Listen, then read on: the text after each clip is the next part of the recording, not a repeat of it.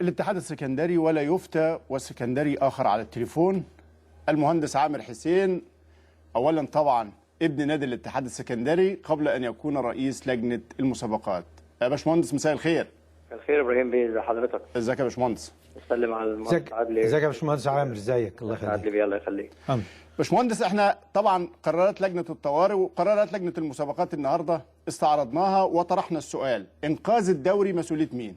وانت رئيس لجنة المسابقات المعنية بالاساس بالدوري، هل شايف البطولة مهددة فعلا؟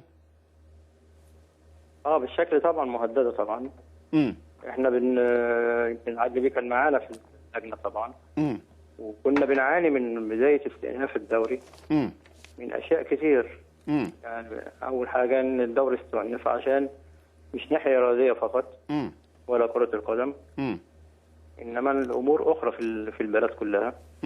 التاكيد على استقرار الاوضاع، النواحي الماليه من مصالح للانديه واللاعبين والاجهزه، رغبه الجماهير في عوده مسابقه الدوري. العمليه مشتركه من الناس كلها الحقيقه. طبعا الدوري ما كانش هيستأنف طبعا الا بموافقه المسؤولين.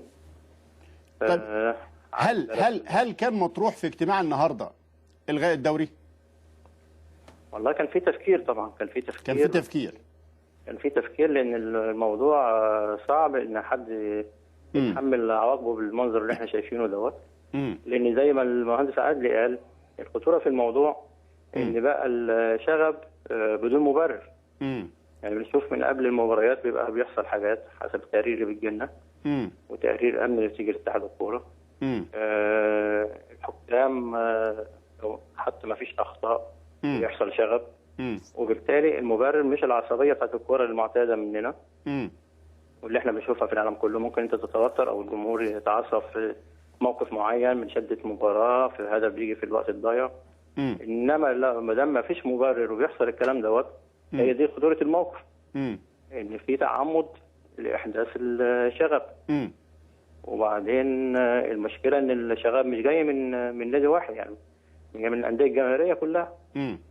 طبعا اللي بيحصل خارج الملاعب وفي الشوارع هو اللي بيحصل داخل الملعب. الناس كلها متأثرة، الناس كلها بقى فيها اقول ايه، ان كله بيستقوى على كله. حاسين ان مفيش رادع. طيب حاسين انه مفيش رادع. هل تعتقد يا باشمهندس هذه الاحداث كلها رادع ليها مباراه و20,000 جنيه؟ ولا الاكتفاء على انه تم القبض على العناصر المثيره للشغب الفعليه؟ لا، اهم حاجه العناصر القانوني والعناصر، مهما كانت اللوائح ومهما كانت العقوبات. لان في ناس حضرتك زي ما اكدته، وده اللي احنا كنا بنطالب بيه دايما لما يبقى في حدث جنائي بهذا الشكل، تحطيم وتكسير، لازم نعاقب العناصر المرتكبه فعلا للاحداث. لازم، لان حضرتك شايفهم كمان يعني كلهم باينين واضحين للناس كلها، والكاميرات نقله وعارفينهم، بس بيطلع الناس بقى بيدافعوا عنهم. هو ده السؤال بقى، واللي عنده امتحانات واللي عنده مش عارف ايه ونطلع لهم مبررات. يعني المنظر اللي شايفينه واحد راح يتفرج على كوره ولا جاي بيحصل المنظر دوت، يعني ايه اللي يخليه يعمل في نفسه كده؟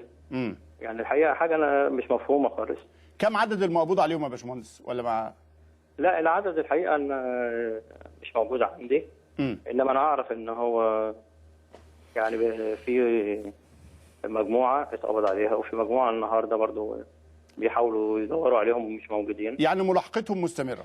لا مستمره. باشمهندس عامر، يعني من المرات القليله التي اتفق فيها تقريبا الجميع على ما صدر من قرارات اليوم ونراها الحد الادنى، ولكن لا احد يختلف عليها. نرجو ان ما صدر من بيانات في لجنه الطوارئ او قرارات من لجنه الطوارئ ان يتم التمسك به حرفيا، مهما كانت الاسباب، مهما كانت الاطراف، مهما كان حجم الانديه المسؤوله. واعتقد ان يجب ان يبدا حوار فوري موسع، سواء معلن او غير معلن، بين اتحاد الكره والاعلام ومسؤولو الانديه، سواء في الإدارات أو في الإدارات الفنية والإدارية، وكل واحد بصراحة كده يتحط قدام مسؤوليته بشكل صريح ويحمل مسؤوليته تماما، لأن ما هو قادم ربما يكون أكثر رعبا. ده كلام مظبوط طبعا، وحضرتك عارف ان احنا دايما بنبقى ملتزمين باللائحه اللي موجوده عندنا، فاللي يقدر يتجاوز اللائحه ديت مجلس الاداره او لجنه الطوارئ. وبالتالي انا شايف ان لجنه الطوارئ هتبقى في حاله انعقاد مستمر حتى نقدر نتخطى ونتجاوز العقوبات اللي موجوده في اللائحه، لان بالشكل دوت اللائحه طبعا كانت معموله في بدايه الموسم قبل الاوضاع ديت، ما كانش في الكلام ده خالص في المواسم الماضيه، وكان في اجراءات مشدده في الدخول والخروج للملاعب. انما الموضوع ما دام طلع بره الرياضه فلازم نتجاوز اللائحه، واللي يقدر يتجاوز اللائحه لجنه الطوارئ مش لجنه المسابقات. ففي الحالات الخاصه ديت الكابتن سمير قرر ان لجنه الطوارئ تبقى موجوده على طول في اجتماعات مستمره، وبالتالي ما دام بدانا على نادي مش هنقدر ما نطبقوش على نادي اخر، وبالتالي يجب سريان ده على الجميع.